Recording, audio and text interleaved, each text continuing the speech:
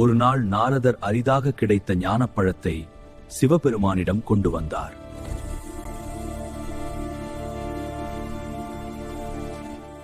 உலகத்தை யார் முதலில் சுற்றி வருகிறார்களோ அவர்களுக்கே இந்த ஞானப்பழம் என்றார் சிவன்.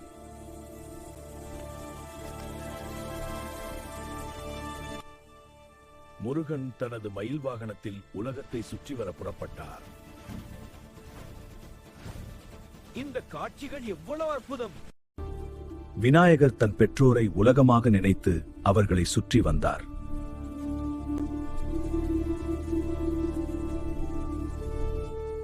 இதனால் மனமுடைந்த முருகன் கோபத்துடன் கைலாசத்தை விட்டு பிரிந்தார்.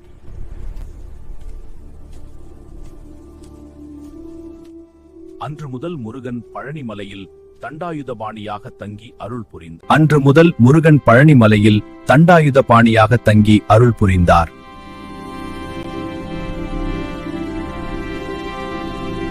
பழனி முருகன் ஏன் தண்டாயுதபாணி என்று அழைக்கப்படுகிறார் தெரியுமா?